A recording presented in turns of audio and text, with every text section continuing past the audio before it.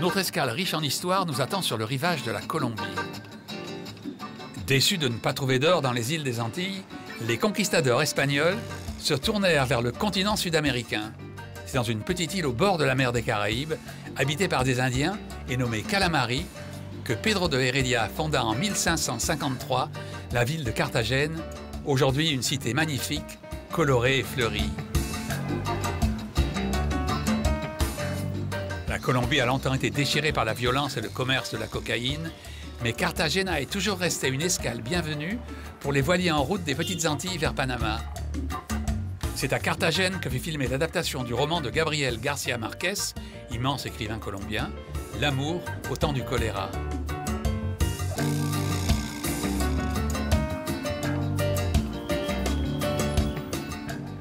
Le seul mode d'emploi pour découvrir cette ville très attachante, se balader à toute heure au long de ces rues bordées de maisons colorées, de boutiques, de petits restaurants.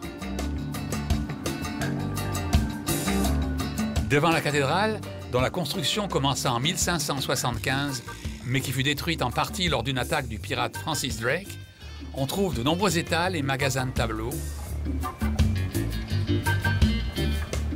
Les peintres colombiens ont un talent unique pour saisir les couleurs et les formes qui les entourent.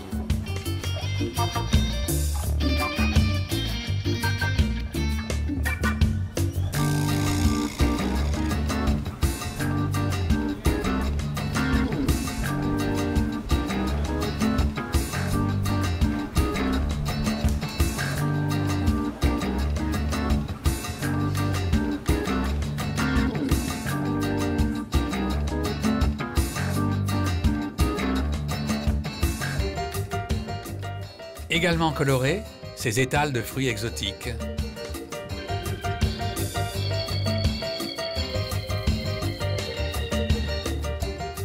En particulier celui de cette souriante dame colombienne.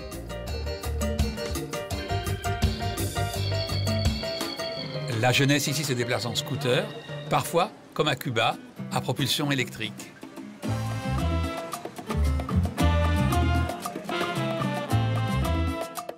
Au pied de la Torre del Reloj, la tour de l'horloge, non loin des places de la Aduana et de Los Coches, ne manquez pas de visiter le Museo Naval del Caribe.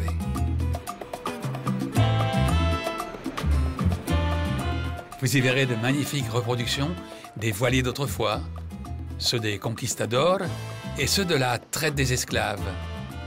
Carthagène fut longtemps le plus grand port de la traite négrière en Amérique du Sud.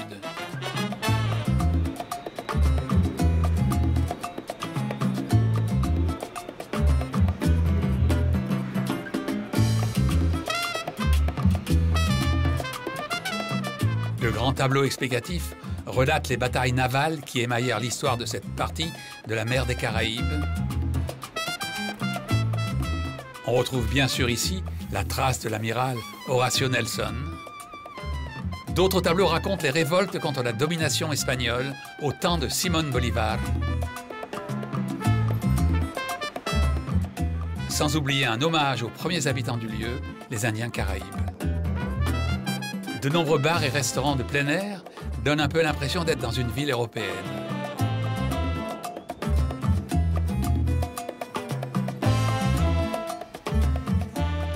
Sur la Plaza de Santo Domingo, devant l'église du même nom, les formes caractéristiques d'une statue de Fernando Botero, artiste colombien qui a vécu longtemps à Paris, ne manquent pas d'attirer les regards et les mains baladeuses des visiteurs.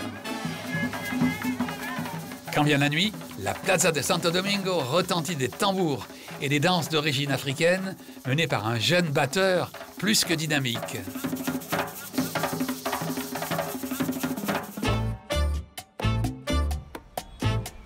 Les couleurs vives des bougainvilliers s'accordent bien avec les merveilles éclatantes de l'artisanat colombien.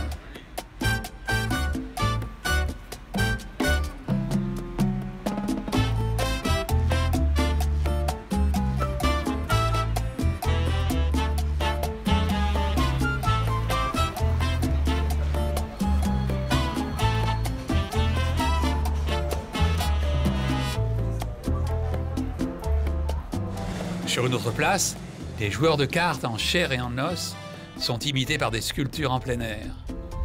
On trouve de nombreuses petites pensions à des prix raisonnables et même, dans un des plus beaux bâtiments de la place, un Hard Rock Café.